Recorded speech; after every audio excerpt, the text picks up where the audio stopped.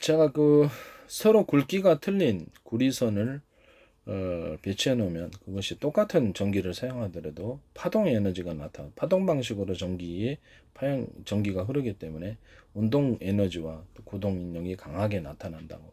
그래서 그 자동차 모터나 각종 모터 부분에 이렇게 기존에 감아놓던 코일 대신 서로 굵기가 틀린 약간 더 두꺼우면 더 좋아요.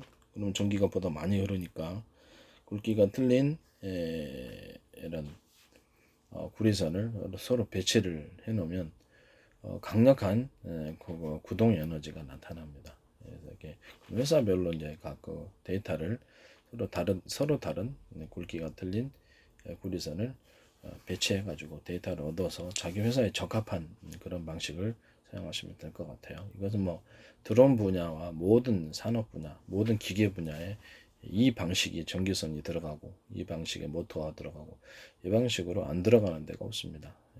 똑같은 전기 대비해서 굉장히 뛰어난 방식이다 이렇게 말씀을 드리고 싶습니다. 여기다 더해서 이렇게 그 선에 서로 이런 거를 분기 하나의 전기선 구리선을 하나의 전기선에서 세 개로 분기하거나 분기를 해갖고 다시 병렬 방식으로 만들어서 다시 두꺼운 하나로 합쳐주는 이런 전선 개념 이런 부분도 제 방식에 해당하죠. 보다 강력한 구동이 일어나게 됩니다. 특이하죠. 그 다음에 이 하나의 전기선이 똑같은 전기선이 보다 굵은 구리선이 들어가 있는 전기선으로 그래서 굵기가 틀린 전기선을 부분을 만들어줘도 이것도 제 특허에 해당합니다. 전기선의 굵기가 각각 틀린 것을 배치한다는 거죠. 광섬유다 그러면 광섬유 선을 서로 굵기가 틀린 광섬유를 이렇게 배치해 가지고 서로 이렇게 강한 파동 방식으로 정보가 전송이 되도록 이렇게 만들어 놓을 수 있다. 동축 케이블도 그렇게 할 수 있고요. 그리고 그거를 보다 이렇게 서로 굵기가 틀린 그리고 그것보다 훨씬 더 두꺼운 광섬유 이렇게 선 그걸로 연결해 놨을 때 똑같이 전기선처럼 광섬유도 이런 식으로 신호를 두꺼운 광섬유 신호를 해 놓으면 훨씬 더 정보가 빨리 흐르게 됩니다. 이게 아시죠? 광섬유가 이 정도 두께로 들어오는 광섬유 선이다. 그러면 그거보다 더 두꺼운 걸로 해놓으면 훨씬 더 정보가 빨리 흐르게 된다라는 것을 말씀을 드립니다.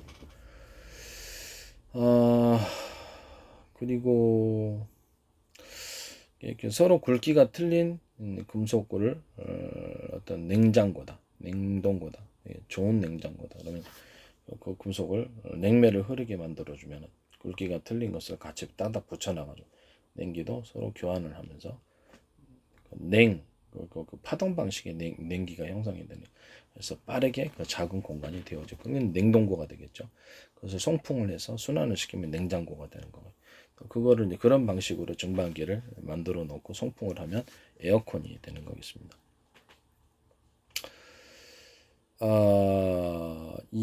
그렇죠. 어떤 좋은 냉장고 안에도 이렇게 원형으로 공기를 송풍을 해서 공기가 이렇게 냉기가 만들어졌다고 합시다. 그러면 그를 작은 회전 공기를 좀 더 이렇게 오래 밖으로 발산되지 않기 위해서 금속관이나 아니면 금속관이 아니면 뭔 관이라도 상관없어요. 플라스틱 관이라도 상관없어요. 그 안을 냉기가 흐르는 관을 만들어 놨다. 회사별로 비싸게 만들 필요는 없으니까요. 금속관이 제일 낫죠. 보존한다는 점에서 냉기를 일종의 자갈 구조를 만들어 놓는 거니까 이렇게 방안을 이렇게 좋은 냉장고다 이렇게 회전하면서 냉기가 가두어지도록 하는 방식이면 더욱더 이게 또 하나의 냉장고가 형성이 되는 거겠죠. 이렇게 차가워진 공기를 그 금속 통로 안에 또는 그 플라스틱 통로 안에 공기가 흐르는 통로 안에 가두어서 그 안에서 추가적으로 냉기를 보존한다. 그럼 아이스박스를 만들 때도 어떻습니까? 그래서 아이스박스를 만들 때도 이런 금속관으로 만들면 제일 좋아요. 그런데 차가우니까 금속 자체가. 하지만 플라스틱 관으로 아이스박스를 갖다가 아이스박스 사이에 공간이 있잖아요. 사이에 공간. 그 안에다가 배치를 해두고요. 아이스박스가 공간이 너무 이렇게 좁아지는 문제가 있긴 한데 얇게라도 그 안에서 이렇게 차가운 물을 갖다가 넣어가지고 공기를 이렇게 차가운 물이 그 금속관 안에 플라스틱 관 안에 채워주면 그렇죠. 그 물가에 보면 이렇게 차가운 물이 흐르면 자연적으로 음식 넣어두면 차가워지는 것으로 수박 보관하듯이 아이스박스도 그런 방식으로 하면 이제 제 방식이 되시겠다라는 것입니다. 이해가 가십니까? 온풍기다 그러면 그 중앙 냉난방 한다.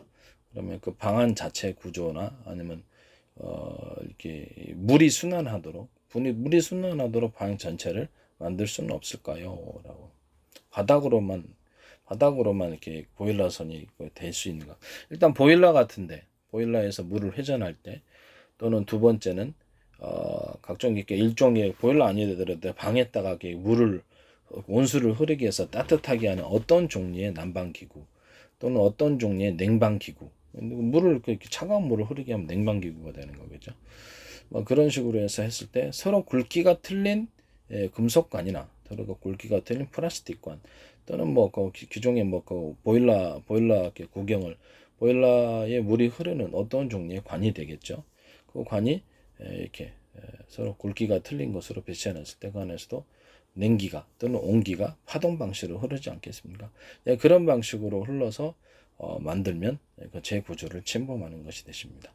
또는 각종 전기 매트다. 그러면 전기 매트도 서로 이렇게 발열 때문에 타지 않을 정도로만 하면서 굵기가 틀린 전기선을 얇게라도 배치하는 파동 방식으로 그렇게 같은 전기에 대비해서 따뜻하게 되는 거죠. 이렇게 전기가 이렇게 지나치게 사람에게 악영향을 미치지 않는 방식에서 전기 매트도 그런 방식으로 만들어 놓을 수 있다. 온수가 흐른다 그러면 온수도 이제 서로 굵기가 틀린 온수관을 통해서 같이 따닥 배치해 놓고 온수도 근데 서로 온기, 열기가 그 안에서 왔다 갔다 따닥 굳혀놓는 거예요. 그걸 통해서 순환을 하면 훨씬 더 따뜻하게 됩니다. 방안 전체를 아예 그냥 큰 아이스박스다. 큰 아이스박스. 그럼 아이스박스가 보면 보온 분행이 다 되잖아요. 보온 분행 두 개다가 다 된단 말이에요. 그러면 그 안에서 따뜻한 물이 흐르게 하는 것을 방안 전체 바닥만이 아니라 위로 흐르게 할 수 없을까요? 또는 따뜻한 것을 하나를 만들어 놨을 때 이게 가스로 공기를 데웠다라고 생각을 합니다. 그러면 그거를 가스로 하나 데우는 장치가 하나 있고요. 그럼 공기가 데워지잖아요. 그 뜨거워진 공기를 그렇죠. 금속 통로가 무슨 금속 통로는 아니면 뭐 플라스틱 통로를 통해서 방안을 이렇게 둘러주면 어떻습니까? 그리고 훨씬 더 따뜻해지겠죠. 열기가 오래 보존이 되겠죠. 오래 보존이 돼요. 바닥에 딱 깔아 놓으셔도 되고 방안 전체를 둘러싸서 하셔도 되고 텐트다 그러면 그렇죠. 그거 금속관 안에 그 물을 흘려보내든지 가스로 살짝 데워가지고 공기를 그 안에서 가둬가지고 해도 되고요. 뭐 그런 방식으로도 가능하다 이 말씀을 드립니다.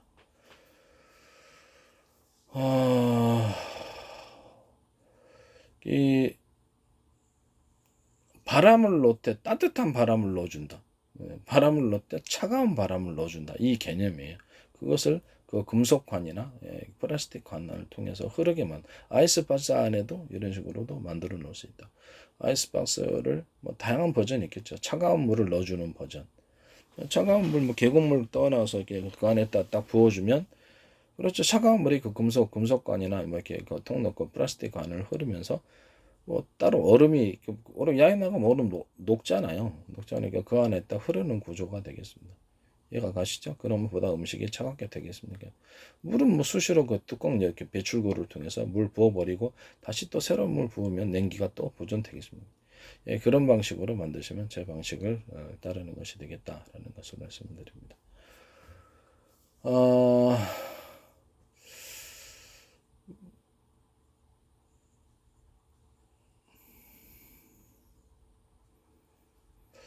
그 펠럿 같은 데도 보면 이렇게 회전해가지고 위로 올라갈 때 이런 식으로 그 공기를 뜨거워진 공기를 그 안에 가두는 이런 장치 이런 열기는 보통 위로 올라가니까 그러면 열기가 보존이 된다고 제가 말씀드려요.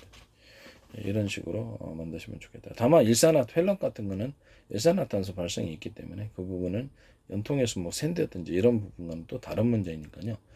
그런 부분이 그런 구조가 있을 수 있다라는 것을 말씀을 드립니다.